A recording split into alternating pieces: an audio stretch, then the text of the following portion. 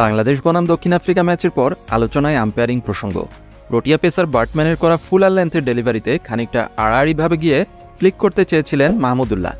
ব্যাটে বলে না হওয়ায় লেগ বিফোর উইকেটের জন্য খানিকটা দুর্বল আবেদন করেন বোলার ও ফিল্ডাররা। তাতেই আম্পায়ার আঙ্গুল তুলে দেন আউটের, যেন আগে থেকেই অপেক্ষায় ছিলেন বোলার কখন লেগ বিফোরের আবেদন করবে। অথচ মাহমুদুল্লাহকে যখন এলবিডব্লিউ আউটের ভুল সিদ্ধান্ত দেন আম্পায়ার, তখন বল তার প্যাডে লেগে বাউন্ডারির বাইরে চলে যায়। আম্পায়ার ভুল সিদ্ধান্ত না দিলে অতিরিক্ত 4 রান পেতে পারত বাংলাদেশ। সেক্ষেত্রে ম্যাচটা জিততেও পারতেন নাজমুল হোসেন শান্তরা। ম্যাচ শেষে ক্রিকইনফোর এক আলোচনায় ভারতের সাবেক ক্রিকেটার সঞ্জয় মাঞ্জরেকর ও প্রোটিয়া সাবেক পেসার মর্নে মর্কেলের সঙ্গে আলোচনায় আম্পায়ার সিদ্ধান্তে ক্ষোভ প্রকাশ করেন বাংলাদেশের সাবেক অধিনায়ক তামিম ইকবাল খান।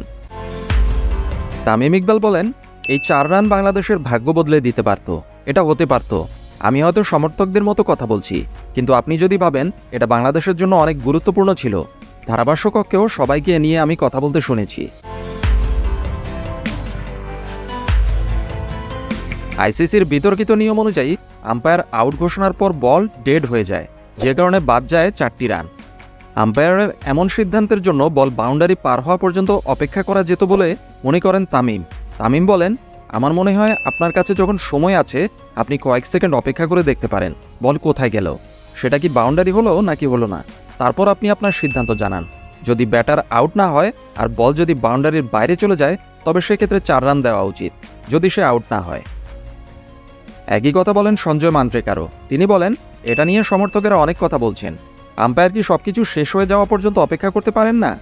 আম্পায়ার চাইলে বলটা বাউন্ডারি লাইন অতিক্রম করা পর্যন্ত অপেক্ষা করতে পারেন এবং তারপর তার আঙ্গুল তুলতে পারেন বা বলতে পারেন যে আউট হয়নি।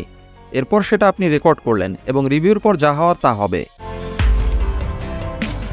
তামিম ইকবাল তার আলোচনায় জানান, আইসিসির উচিত এই নিয়ম বদলানো। তামিম বলেন, এটা এমন কিছু যেখানে আইসিসির গুরুত্বের সঙ্গে মনোযোগ দিতে পারে, কারণ এটা এমন বড় কিছু নয় যে তাদের বড় ধরনের পরিবর্তন আনতে হবে। তামিমের সঙ্গে একমত দক্ষিণ আফ্রিকার তারকা পেসার মর্নে মর্কেলও। মর্কেল বলেন, আমি একমত, কোনো সন্দেহ নেই, এটা বদলানো জরুরি। আশা করি বিশ্বকাপের পর তেমন কিছুই হবে। মাত্র 4 রানের হতাশার হারের পর বাংলাদেশ এখন সেন্ট ভিনসেন্টে, পরের ম্যাচে তার প্রতিপক্ষ নেদারল্যান্ড।